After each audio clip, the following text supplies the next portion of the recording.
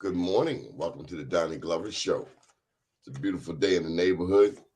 Just want to let you know that we have a whole lineup of shows now throughout the week. Today being Monday. Next up is the BlackUSA.News morning show with Mr. William Honolulu. And at 12 noon, Troy Rollins joins us all the way from Los Angeles. And we have a new show starting today at 4 o'clock. Are you ready? Are you ready? Are you ready for, watch this, Casey, the Housewives of Baltimore? Whoa. That's at 4 o'clock. 6 o'clock, we got Frontline News. 7 o'clock, Shared Space with our boy Dave Lovelace. And at 8 p.m., all the way from Montgomery County, it's the Robert Report. So, Casey, like you, we've been multiplying and growing and working. Welcome, Casey. Darker than blue grill. Darker than blue. Darker than blue. This is what we do. Oh, other side there. Darker than blue. Okay. Now, Casey, you have a red dot on your head. That's not good. What, really? Don't tell a Marine he's got a red dot on his head. Yesterday, Casey, you were celebrating Notorious B.I.G., and that was a lyric from the song. You were supposed to say, what you were talking about. I'm like, what? You were supposed to say, you got a red dot on your head too. Oh yeah. Oh, from Puffy and Biggie's video. Yeah. Yo, my man, my little man Fame up in Prospect. That's my brother Love wouldn't disrespect. We had a great time yesterday. Big shout out to Conan. Conan came out yesterday and did his thing at the event. Hosted it for us for a little while, and he did an awesome job. The crowd loved him. We did 3 seatings for brunch. We normally do a brunch, and our brunch is normally popular. But this one we turned it up a little, took it away from the jazz a little bit, and really turned up on the Notorious B.I.G. Chris Wallace. Rest in peace, brother. It's been 25 years. What impact would you say that B.I.G. made on you? Oh man, really? You know what? The 90s, I think the 90s belonged to the West Coast. They had everybody. I had in constant rotation. I had the Chronic, Doggy Style, Ice Cube, all of them. But when Big came out, Nas and them were still doing their thing, Jay and them. But when Big hit the scene, oh my goodness, the world went crazy, boy. I really didn't go to clubs as much as I used to. Well, I don't go to clubs anymore, but I wasn't going to clubs, but really back then. I was just getting home from the Marine Corps, just graduating college, just doing some things. So then when Big came out, I found myself in the club and having a good time. What's it going to be, him or me? We could cruise the world. Had a ball, man. And he made it fun to be in New York and to hang out again.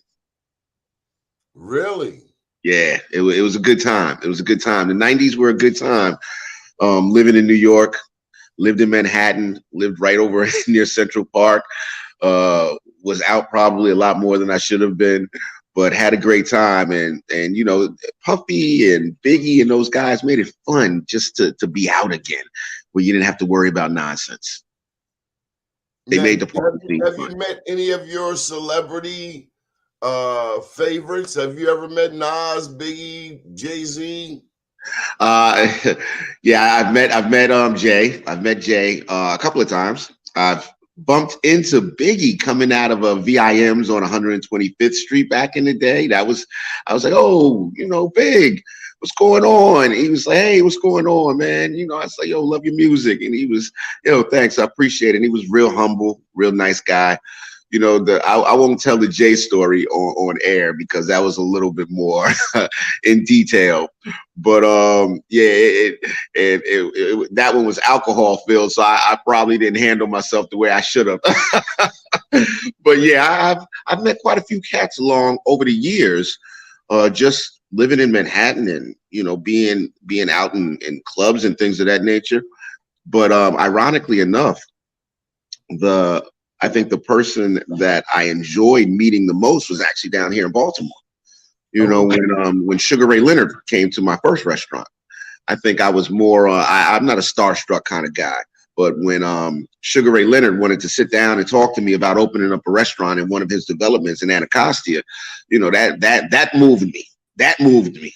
I was like, wow, I can't believe I'm sitting here in my restaurant on Greenmount Avenue having breakfast with Sugar Ray Leonard. So that was great back then.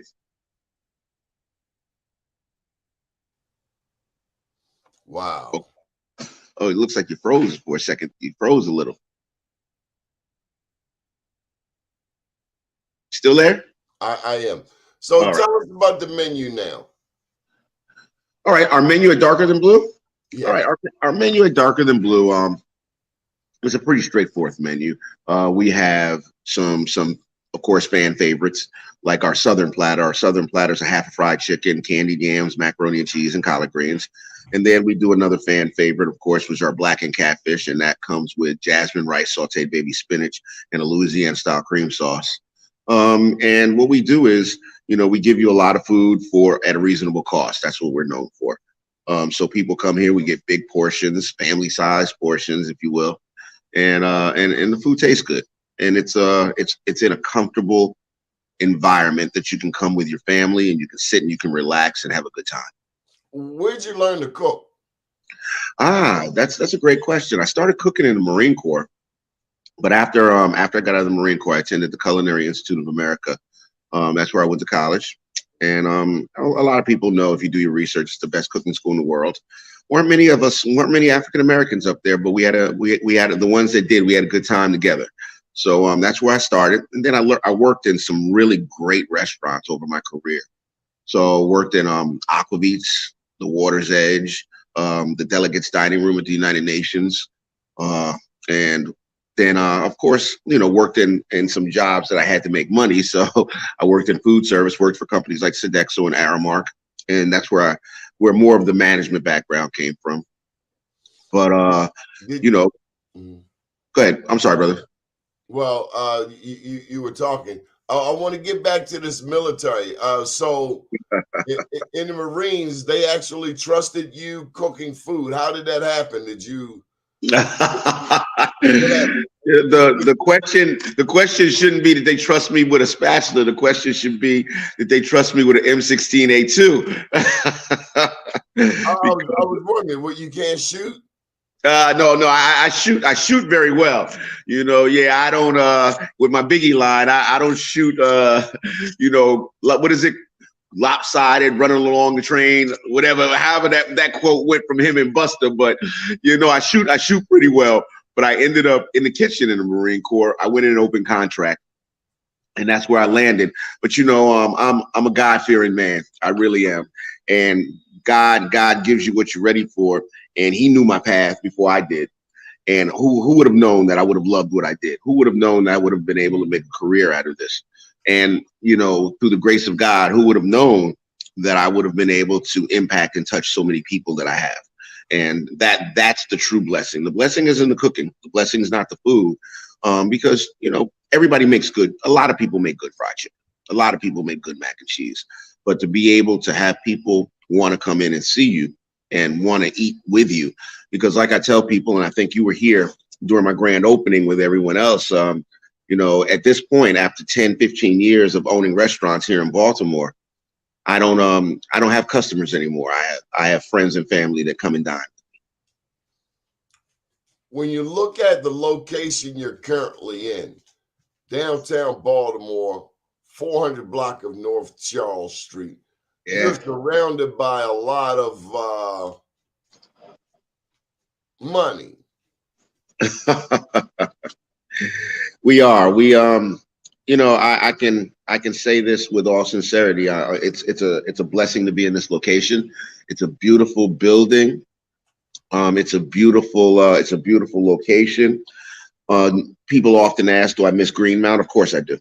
Of course I do. Do I get the foot traffic and the amount of people in here? No, I started off with a 40-seat restaurant on Greenmount Avenue.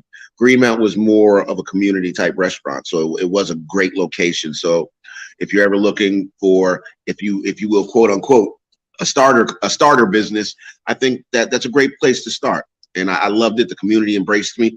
But over here, it's a little different. The stakes have been raised. It's a little bit more expensive, you know. And there's a lot surrounding here, so it's not uncommon for me to get, some walk-ins, but we do require reservations, but we do take some walk-ins from time to time. So I get far more walk-ins than I ever have gotten in any of my other three restaurants. Well, how do you balance that? How do you balance reservations with walk-ins? That's a great question, Donnie, and I do want people to know, that our listening audience especially, that one of the reasons we do reservations, not even one of it's the major reason we do reservations, is because we want that customer that's currently sitting in here that took the time to make that reservation and call. We want to be able to give them the best quality service and as meticulous service as we can. We want them to feel like they're the only person in the restaurant. So, what we do is we don't want to overload our workforce. There's been a lot of conversation about people and being able to hire and things of that nature. What we do is we keep a very small, lean, and this is my Marine Corps days, very lean, mean, team here. And we want to be able to have them focus on those customers that are here. And then once they focused on those customers that are here, if there are people that walk in, we're able to take them. And then we can give them the same meticulous service that we're giving the other customer. So that's why it's important to make a reservation, so we can spread them out properly so that everyone can get the proper amount of service. Service is key at this point. Service is key. Do you know what TIP is the abbreviation for? So I know, I'm sorry, I didn't hear you, sir. TIP, T-I-P, it's an abbreviation. TIP, is that the alcohol awareness class? No, TIP, like 15% tip, TIP. Oh, no, I don't know what does it stand for, Donnie? I thought you meant the alcohol awareness class. That's called TIP also. To ensure promptness. Okay, all right. Well, and so as a retired waiter, I've noticed that the culinary experience has changed from when I used to put the apron on. For instance, when you come in my section, besides having wiped down silverware and a wiped down table and a wiped down chair so you're not sitting in crumbs, the first thing you get would be a glass of water. What happened to that day? I remember when water went away, and then you had to ask for water. I don't know if you remember during the late 80s, early 90s, when as a matter of fact, here in Baltimore, I think it was closer toward the mid 90s, there was a water shortage. And do you remember when, restaurants stopped automatically having glasses of water on tables? I remember, I can like, not even vaguely, I vividly remember when we were working in restaurants and they were like, all right, if a customer asks for water, then we'll give it to them. And you can ask them if they want water. But no, the days of just having it sitting in front of you, are passé at this point. So some restaurants still do it, but it's not as common as it used to be. You're right. But it's not as common either. If you're a waiter and you want a 15, 20% tip, you better bring me some damn water. Yeah, yes and no. Yes and no.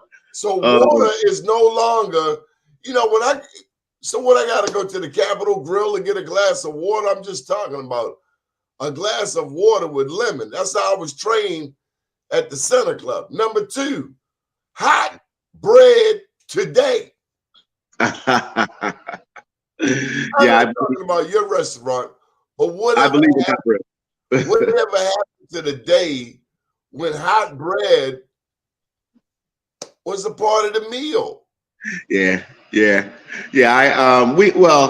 I think a lot of people still do give not hot but warm bread. Like we give our cornbread's right out of the oven. So I love your cornbread. Yeah, it's right out of the oven and it's topped with a sweet potato butter. So it's nice and warm when it gets to the table. But I think it's the hottest bread in town. Huh? I think it's the hottest bread in town. Well, I appreciate that. And But I think everybody should have hot bread, not warm bread, hot damn bread. yeah, I like warm, not necessarily hot, because you know what happens with hot bread? No, Within minutes, it gets hard. It gets hard. You never notice that? no, because I'm eating it. Okay. Yeah, I like it. I like it warm, just above room temperature where it has a little bit of heat coming off of it. But yeah, hot. Ooh, yeah, hot. It gets hard really quickly. It gets hard really quickly. That's why you usually don't get hot bread at tables, but some places still do. I'll be honest with you, some places do. But I think a lot of things have changed. At least since I've been doing this, and especially because of the pandemic, so many things have changed. So it's time dictates agenda, brother. Time dictates agenda. So what's on the menu for this evening? Well, you Uh, closed on I Monday. was gonna say nothing. I'm going to be closed. I'm in here cleaning and doing some paperwork and things of that nature. But no. I will be closed, brother. So yeah, the thing that's critical, especially with my team here. I got one of my guys in here right now doing some floors and stuff like that. He's a good brother. We employ from the community. So he's a outstanding brother, and they need time to recharge their batteries also. So, and that's the thing that I think about more. How do I keep my team moving forward and keep them charged, for the task ahead. I got some answers for that, but I'm gonna leave it alone. How do we get more people into hospitality? I mean, I was watching a movie over the weekend, and it started off in a kitchen scene with the dishwasher.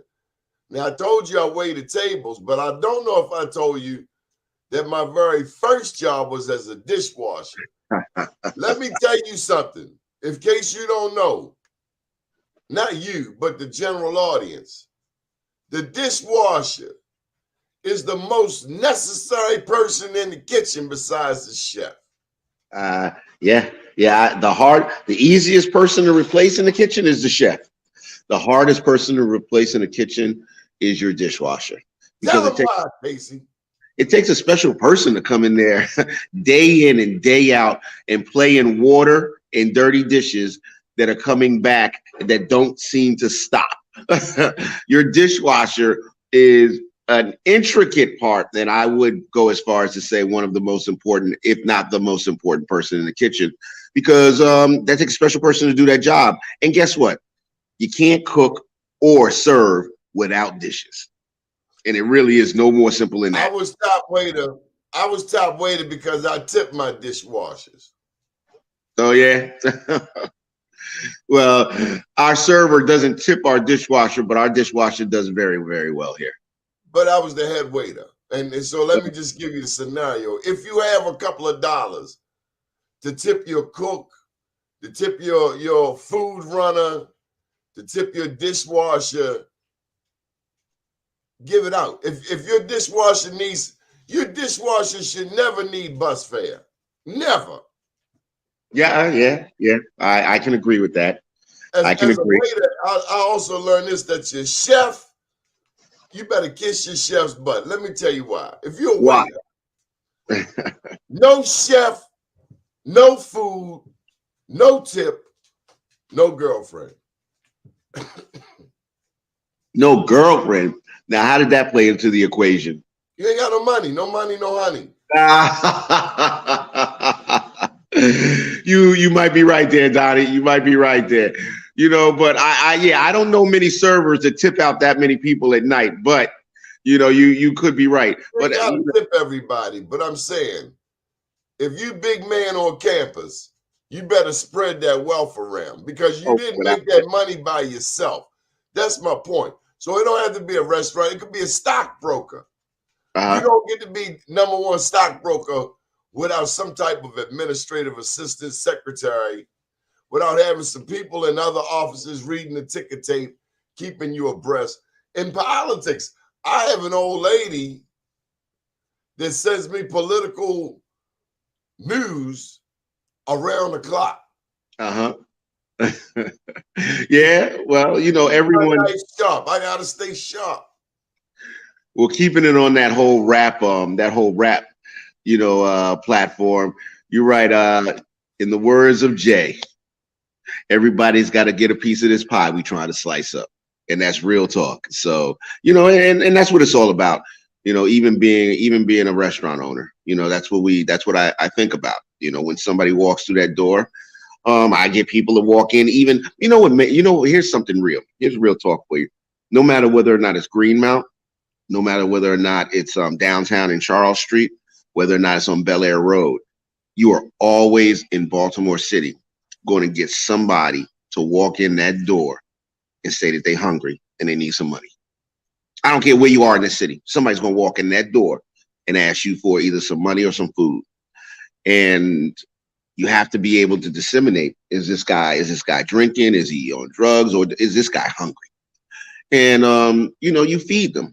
You try to be that person in the community, but you can't feed everybody for free. But you try to take care of your community, you try to take care of the people, and you try to take care of the children, especially the younger folks.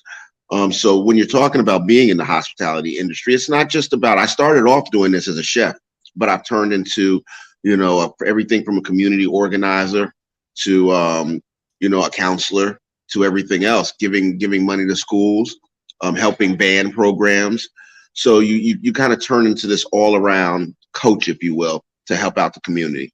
And we try as restaurateurs to really, really do that, because this is always the first place that they seem to come if they want a gift card for a silent auction to help raise funds, to help their basketball team get jerseys, if they need a new scoreboard in their gym.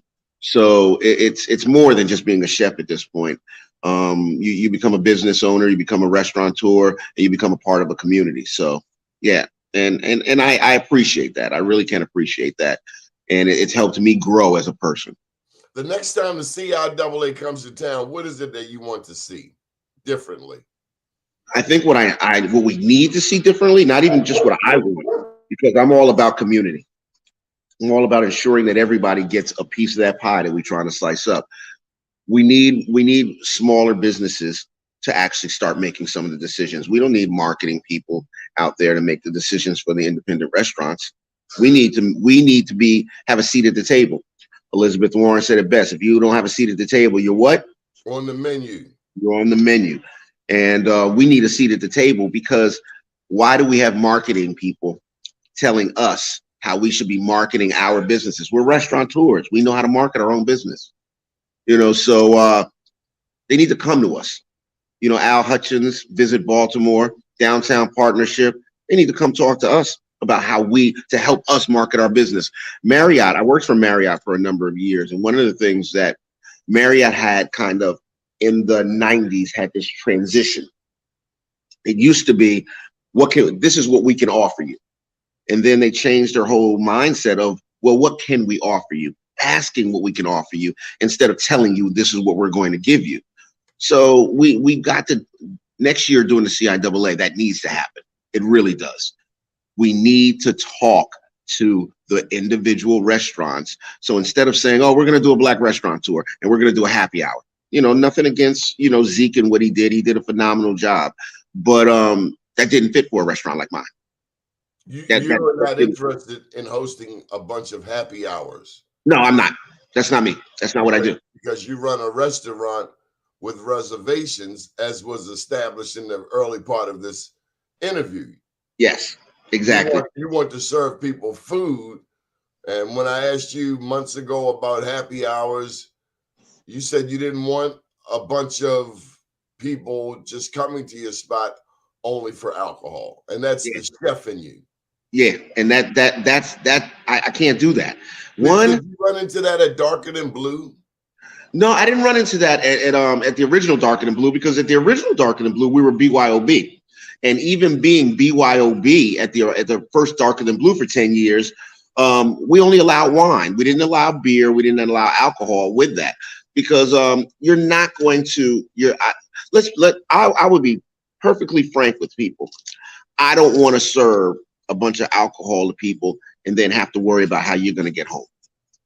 You know, it's another part of being a part of community. Everybody thinks, oh, you have a liquor license. Yeah, we have a liquor license, and we serve only premium drinks. So you don't see any real rail drinks in our bar. You see You ain't got no things. Mad Dog 2020, no Nah, Cisco.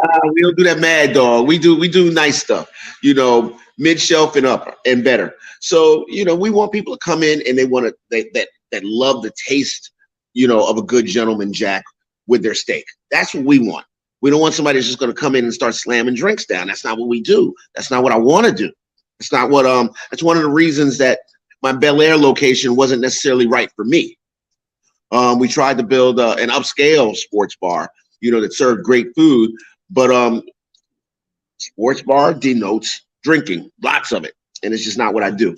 So we gotta, but they gotta Right. add So, the so restaurant. coming out of that experience and going back downtown, it made you even more keen or keener on what it is you want to do, and certainly on what it is that you don't want to do. You know, Yeah. I had 50 jobs, Casey, and Uh-huh. each one taught me what I did not want to do, but more importantly, why I did not want to do it. I Mhm. did not want to work in restaurants again, me personally, because I gave up my weekends and holidays. Mhm. And I did that for too long and forsake too many people in my family. I Mhm. distanced myself and I said, I'm not going to do that again. Life is too short, you know, especially in the middle of COVID. Yeah. We want to, like you, we want to strengthen those ties. It's not about the quantity anymore. It's about the quality of our relationships. Uh-huh. You're right. You're right. And you know, it's interesting, Don. So I'm 3 doors over from one of the oldest restaurants here in Baltimore. Sada Sopra has been there for 26 years. 26 years. I don't see people running in there for happy hour. And they've been there 26 years, and it's one of the best Italian restaurants in the city. Great food, great food. I love them. You Which know, restaurant? Sada Sopra. It's 3 doors over, that Italian restaurant. Gorgeous, gorgeous, and you know, good sit down food. But you don't see a bunch of people running in there slamming down beers and drinks, and nobody ever has a problem with that. So you Well, know, and don't have I a did, problem when a black man. you know, I did get blowback from that, which was interesting. I didn't expect to get blowback from that, from not wanting to host a happy hour. I never expected to get blowback from that. Well, are these people who own restaurants? No, of course not. No, no. You know, No. but it was interesting to me. I had one guy But post on my. somebody that doesn't own a restaurant is going to tell you how you should own a restaurant. Yeah, and we get that. We get that. Oh, you should do this. Oh, you should do that. Oh, you should do this. But most people, we have to understand, you know, they're very mono thinking. So they're only thinking about themselves, what you should have done for me. Not necessarily what makes sense in the bigger picture. So you know, we're not going to do. We what we call a happy hour is served with food, and it's food centered.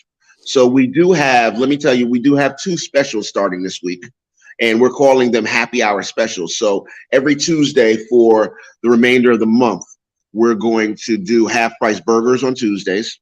And if you know our burger, it's a 12-ounce burger that's huge and comes topped with blue cheese and lettuce, tomatoes, grilled onions, and things of that nature.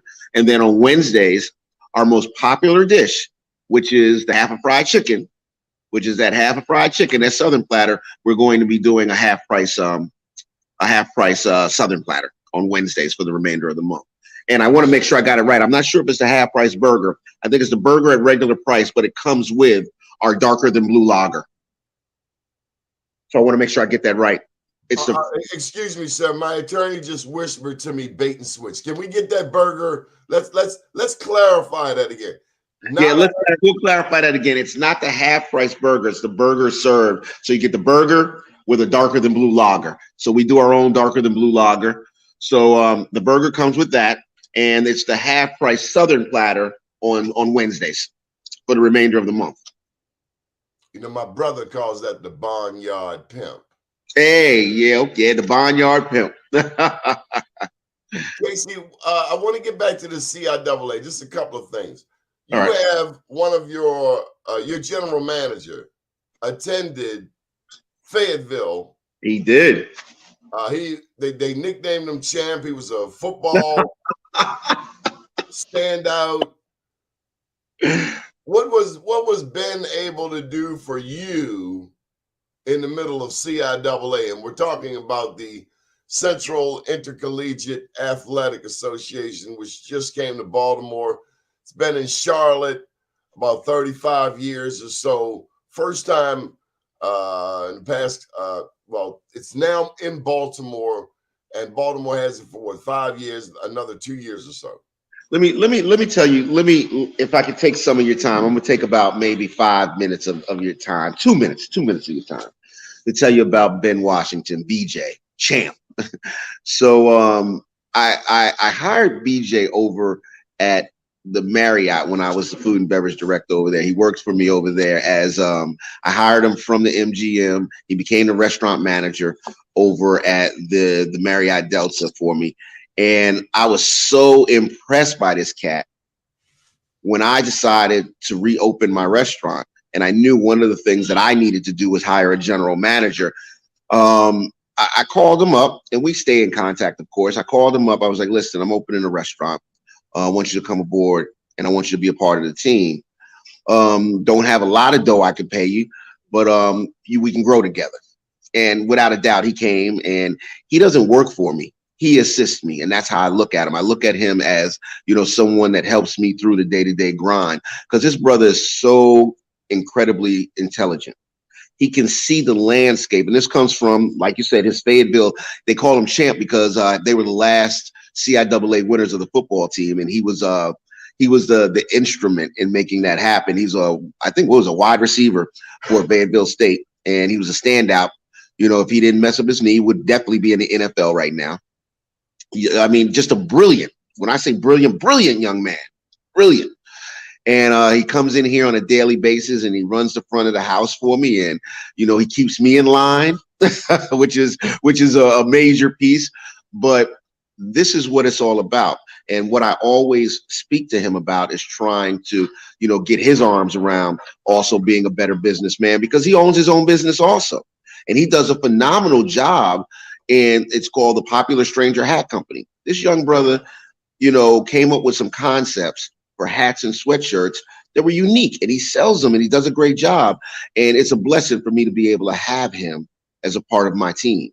So what he did was, we're sitting down, and I'm saying, I don't want to do happy hours. All right, guys. So I'm sitting around the room, and I'm talking to a couple of the fellas. What are we going to do?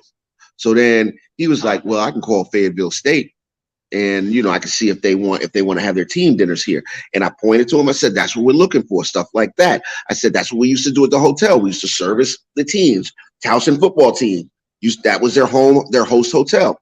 So we said, as we left that meeting, we want to be that. We want to be the CIAA teams. We want to be their host restaurants. And we managed to feed 3 of the teams. We fed Bowie, the home team. We fed Bowie. We fed Fayetteville State, and we also did Winston-Salem State. So we did some great teams, and we hope to get even more teams next year with what we did, and we offered it at a reasonable price. See, we didn't try to go right there, Casey. One of the first things that the city of Baltimore has to do is define the HBCUs, which are a part of CIAA. And part of that includes educating people that of the 4 HBCUs in the state of Maryland. Well, they're not all part of the CIAA, brother. You cut me off. Slow down. Oh, boy.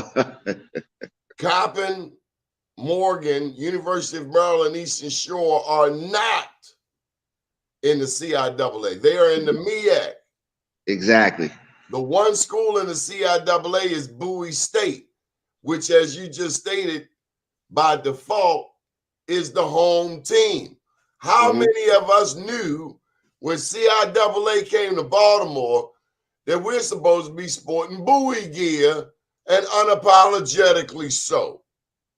Well, but that's the thing about the CIAA that I've learned is that it's not necessarily everybody support. I mean, sporting Bowie gear. You know, you support a lot. There are a lot of HBCU alumni, lots of them, and you know, supporting we won't be having you on the host committee for the the. home team. We gonna leave you over there with Fayetteville State. But that's the great thing about the CIAA is that you know you have all of these great schools and everybody's attended them and they all get together for one big happy time. But I'm trying to show you something. You're in Baltimore now, and we take basketball seriously. And I think the first thing you got to do is identify the home team. And we identify the home team as Bowie. And when they come in next year, Bowie's supposed to be getting the team meals at Darker Than Blue. They did. Bowie ate breakfast and dinner.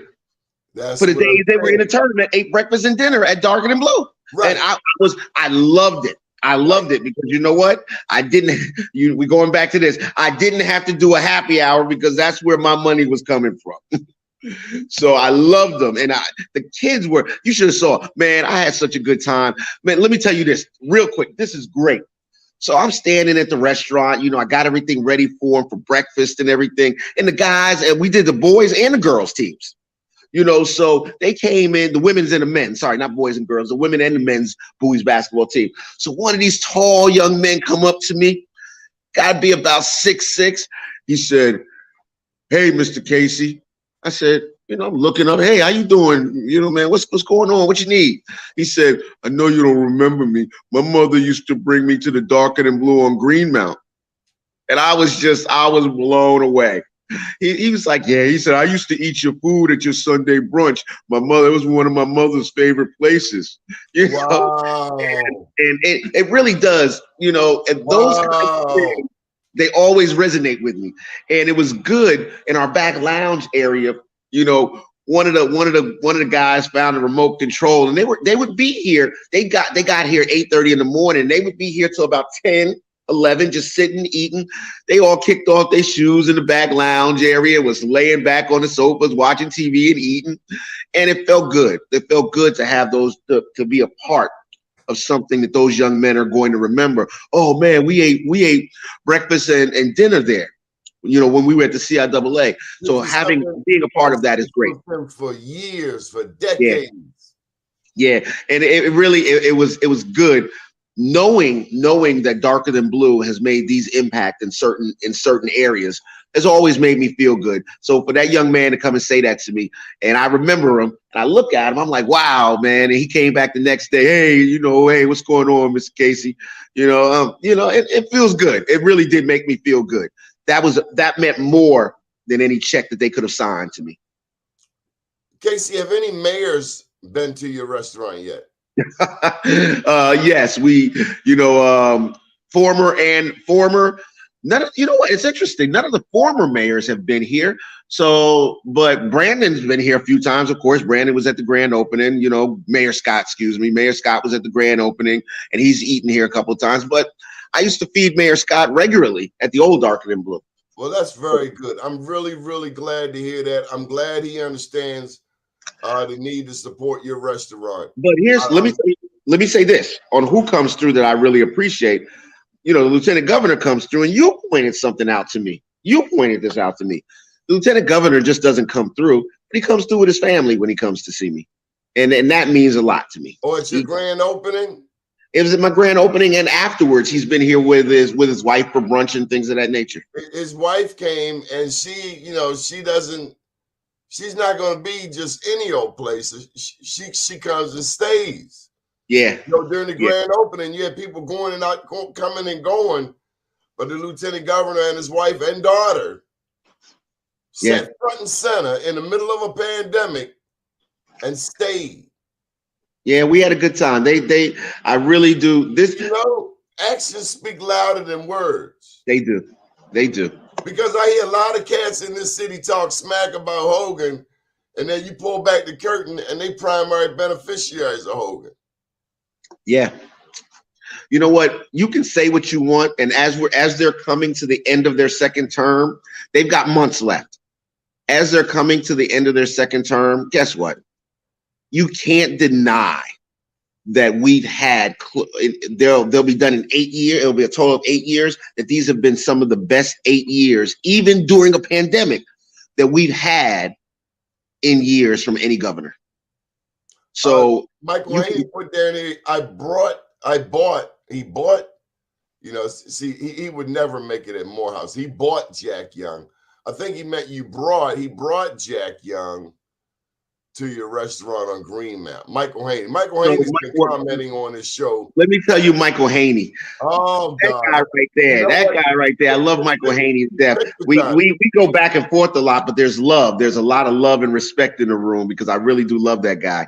And I can say this with all certainty that Darker Than Blue would not be Darker Than Blue if it weren't for Michael Haney, because my very first catering contract, you know, long-standing catering contract, was with the Great Blacks and Wax, and I would not have gotten that if it weren't for Michael Haney. So I appreciate you, Mike, like always, brother. I really do appreciate you. We stomp, we kick, we scream, but I have the healthiest respect and love for you.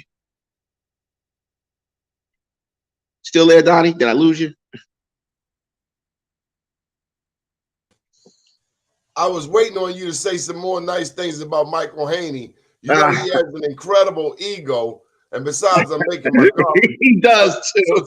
He does. But he is humble. Speak another couple of minutes about Michael Haney Sr. You know, by the way, he is one of the big sponsors of this network. Oh, is he really?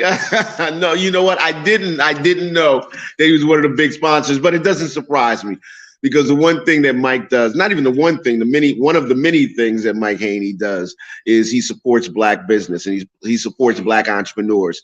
And he has been consistent with that over the decade that I've known him. So, you know, hats off to Mike. You know, maybe hats off to Mike. I think he's down in Florida right now chilling. I ain't messing with that, man. Big Mike.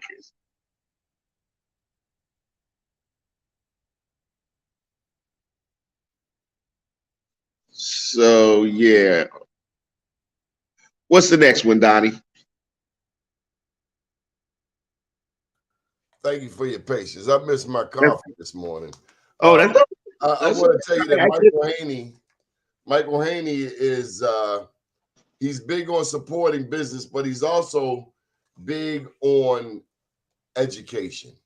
Yes, he is. One thing in building this network, we're now up to 19 shows, and it's a bro fest going on. Oh wow. Let me see. I can't. Oh, there. You know what? I didn't have my glasses on. There's Mike right there. Hey, Michael, why don't you come on in and say hello to thanks, Mike. Mike, I think that's the only appropriate thing. He just fired me. Well, let me just tell you, Casey, we've been trying to get a food show. We really would. I mean, I look at that picture that Darker Than Blue grill has out there, and you're squeezing, it looks like oil. It's a container, squeezing the oil, and it's got a little flash of fire. Oh, yeah, I know which picture you're talking about. Skillet going on. I see some peppers and some onions in there. That's the culinary expertise. Casey, we're just eating fried chicken in the Black community from New York Fried Chicken. We're not eating cucumbers, let alone sauteed spinach, rosemary potatoes, Caesar salad, garlic. You know, we're eating fried chicken, bro, and it's not even good fried chicken. Help me out. Well, you know what? It's about growing. Listen, the reality of it is when your bones and you start aching and things of that nature. I was probably one of the most unhealthy eaters because I was always working, always running. And then I hooked up with, cats like Dell from T-Vol, Terrence from Terra Cafe. And I hooked up with those cats, and they would always be like, Oh, Casey, come on, man. You gotta, here, just give Casey a pound of bacon. He don't want no kale. He doesn't want any of this kale this kale juicer. And then I started actually drinking some of that. And I said, wow, it's pretty good. And it does give you the energy. So we've got to educate ourselves a lot better on the proper way to eat. I'm sorry. I think you're talking about pot liquor. What are you talking about? No, not pot liquor. No, not pot liquor.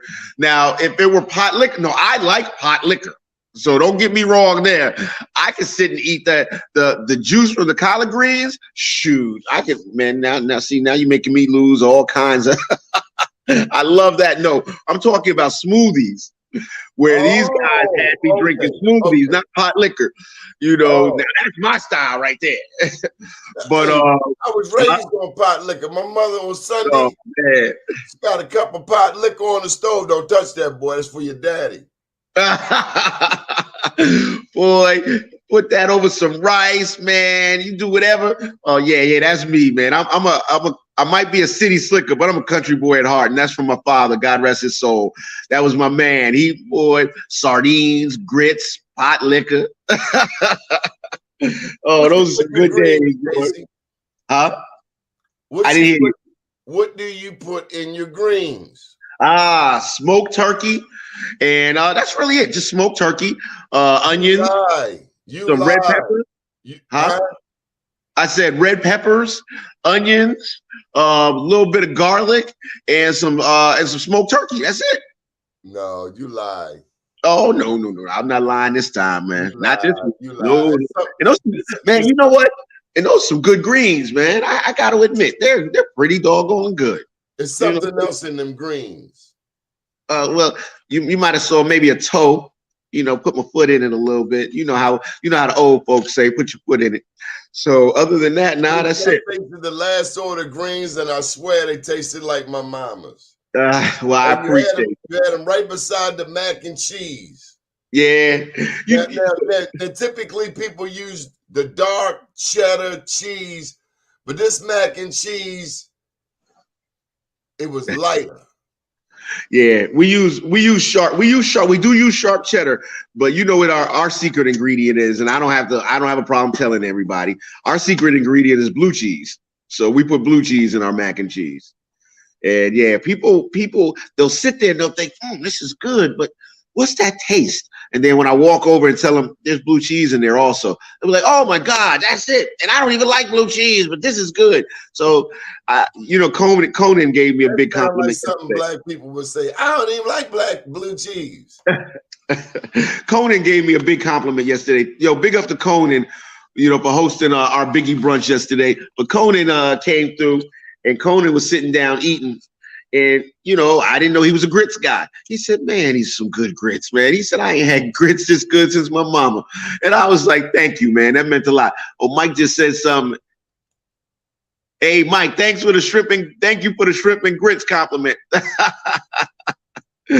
Yeah, and Mike used to come through all the time with all of his people too, man. I appreciate that about Baltimore. The reason I love Baltimore and why I'm never leaving this city, you can meet great guys and just sit and build these relationships. You can't build these kind of relationships in New York.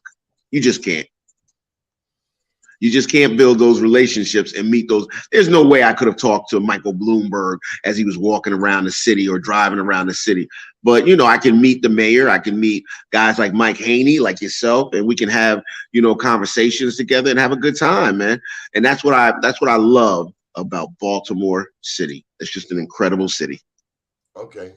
Casey, I like coming to your restaurant. And so because I want to return, I'm here to remind you that there's one person you've forgotten to mention thus far. Who, Donnie Glover? No, it's the lady beside you with the knife. Well, the lady beside me with the knife, she keeps a low profile for her because that's what she wants to do, and I appreciate her. And I couldn't have done it. I couldn't have done this without her. So, but she doesn't like to be. She likes to be in the background, and that's where we try to keep her for those reasons. Okay. Because the knife is still there. Yeah. And she walk up on you. Next thing you know, you already got. Yeah, she's Serena's a great woman, and she's stuck by me through many obstacles. So my hat's off. My hat's off. My hat's off to my lovely wife and beautiful partner. So, what is your favorite Biggie song, Biggie Small lyric? My favorite Biggie Smalls lyrics. And this is family-oriented programming. That's my little man little fame up in Prospect. Nah, that's my man. Love wouldn't disrespect. That's my favorite Biggie line. Or, well, I have another one. I shouldn't say that. My other favorite one is, and a lot of people didn't realize what he was saying. Even today, if you didn't understand the 80s, you wouldn't have understood when he said, invisible bully like the gooch, vamoose, you're whack to me. A lot of people, they're like, well, what's the gooch? A lot of people didn't realize the gooch was that mythical person that used to always chase Arnold around that you never saw. He would always come home and tell Willis, the gooch is after me, but you never saw the gooch, ever. Well, no, I think you saw the gooch in one episode, maybe one episode. But Biggie used to put those words together like that, and he was awesome. Good deal. Casey, anything you'd like to share before we go? Anything we did not cover? Nah. You got it all. It's, once again, Donnie, my hat's off to you. It's always a great show. Always a great show. It's always a pleasure to be here with you. And I truly am humbled by the support that you give our restaurant. Thank you. And what bank has been helpful? Which bank? Oh, you know what? I'm glad that you said that. Harbor Bank. Huh? Harbor Bank is an incredible bank. And we're actually going to start dealing with Harbor Bank. But Harbor Bank has been instrumental in helping us purchase this building. I'm so proud to hear that. I'm so proud to hear about Harbor Bank. The bank started by a black man, Joe Haskins, knocking on doors. Now John Lewis is down there. We had maybe 3 or 4 Black Wall Streets right there at the Fayette Street location. It warms my soul to hear one black business owner speaking so wonderfully about the Harbor Bank of Maryland. Majority black ownership. That's a beautiful thing. I love hearing that. Well, let me say this about John Lewis also. John's an incredible cat. I mean, this brother's smart. This brother is smart. And if there's a way for them to move you forward, but you got to do your part too. This isn't, they're not just giving money away. You've got to do your part. You've got to maintain your books. You got to maintain your business. You just can't just fly by night. But John's also been instrumental on getting us on the table with some guys that I've seen on your show, and that's BWI Airport. So God willing, and the creek don't rise, you'll be seeing a darker than blue at BWI Airport, hopefully in the next 2 years. God willing. This is Black Wall Street. When your politicians, your businesses, your church, your business community, your community leaders, when they all in lockstep, synchronize. This is Black Wall Street. Doesn't take a lot of money. Yeah. It's for cooperation. Yep. And Harbor Bank's a good bank, and it's got good leadership. I've known Joe Haskins for years, who's another good guy. And a lot of these guys, they do believe, but we also have to have ourselves lined up properly as business owners. So it's not just where they're just going to hand us money. It's not just that they're going to put money in our hands. So it's one of those things. It's one of those situations in which, if you're doing right, they're going to help you get over the finish line. They really are. Good deal. Casey, we appreciate you taking time. Anything else you want to put in there before we go? Hey, we're located at 413 North Charles Street. Give us a call. We require reservations, and please call for our Sunday brunch. Our Sunday brunch is awesome, and it fills up quickly, folks. So come out, have some great food, and have a good time in a warm, welcoming environment downtown Baltimore. And there is on-street parking, and there's a garage directly across the street from us. So come check us out, all right? And they got to get the lemon pepper wings. Lemon pepper wings. Which Donnie, Vicious. which hey, well, Donnie, you know, and also one of Donnie's fan favorite is the prime rib. So come through and get prime rib. And of course, I told you we hire from the community. Here's one of our great employees. Say hi. What's going on, fellas? You know, hey there, family. How you doing? We hire from we hire from the community, and these guys do a lot of great work for me, and I really do appreciate them. I couldn't do it without y'all, and I couldn't do it without them. So I got to run now because they're like, come on, Casey, you got to help us. We got to get to work. Michael Haney will be there for his birthday this Sunday. Happy birthday, Michael Haney. Hey, happy birthday. Happy 25th, Mike. We'll talk to you soon. Hey, I love you guys, and you guys take care. Have a great day, all right? Great deal. Thank you for joining us, everyone. We'll be back with William Honolulu in 4 minutes. My name's Donnie Glover, and have a beautiful day. Good morning, world.